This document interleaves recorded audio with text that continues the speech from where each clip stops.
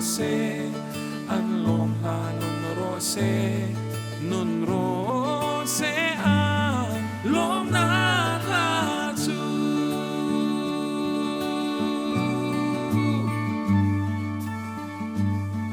nun ro se lom na la chu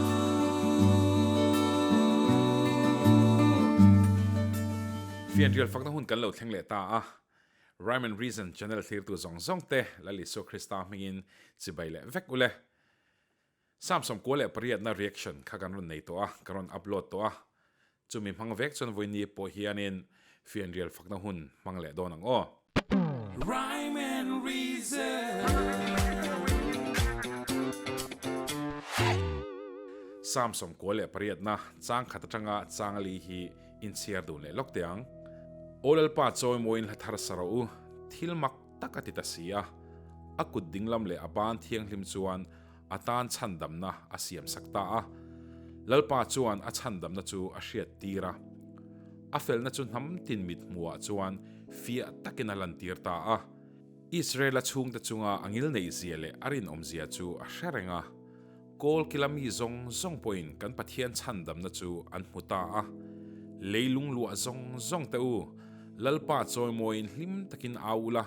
au chuakula hlimin zairo ani fakna hla sarau au chuakula hlimin zairo ani fakna hla sarau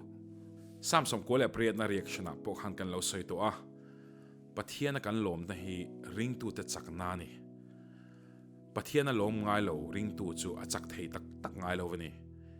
voinia po hian keini ring tu te hi lom tur hlim tur kan ni engwangin mo lali so Christine chandam namin peka wangin chandam namin puan saka ne namin mutira ne namin peka wangin ama choi moya ama faktur kan ni thil dang kan zong traina thil dang hi lom na tur hlim na tur hi kan zong train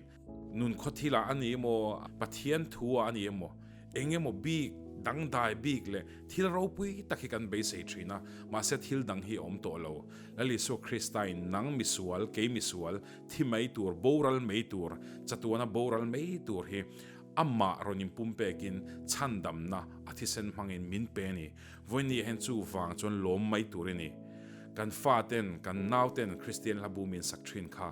enge ka hlim chan min zo chuan Krista ka ta na thi kha antia pathian an faka Krista an ta na thi wangin lom takin hlim takin an fak mai thin thil dang an zong to lo lom takin Krista an ta na thia a thole wangin an fak mai ni voinia po hian ngaya kan lo nei to po ni mai thei kan lo theng hil do emo kan lo hreto lo emo kan lo kal khat to po ni mai thei ma se voinia hian pathian khongai na ro pui takichan hi tharau thiang hlim thil ti thei nei ron chen chil thar le chesela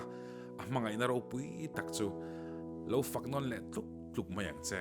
lo fak non zelang che khovel lom na na lo kala leina la lom se tin pathian fakila pathian kan choi moinan pathian hena kan hlan tharnan amma kan faknan lom taka helia alo kal kan lo choi moinan le kan lo welcome na turin voinia hian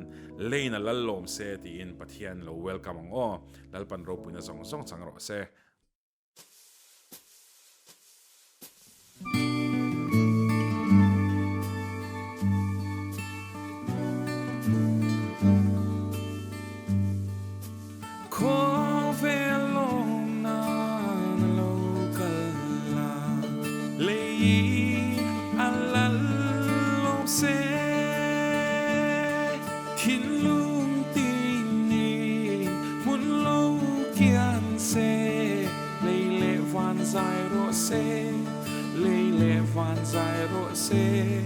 van le khove desire se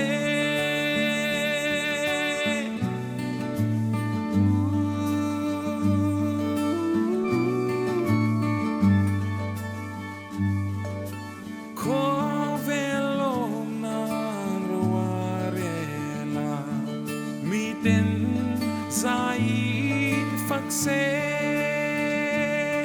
Thang le phai le lui te boi an lom han on ro se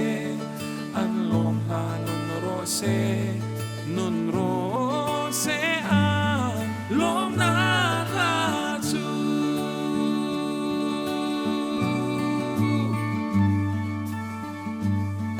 nun ro se lom na la chu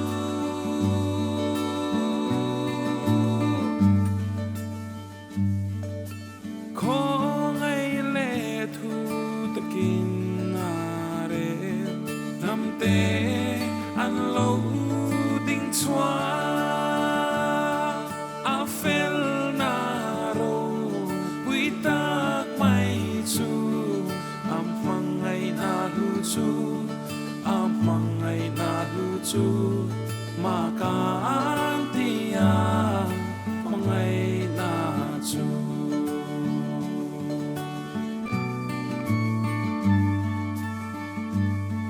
Makantia, mga ina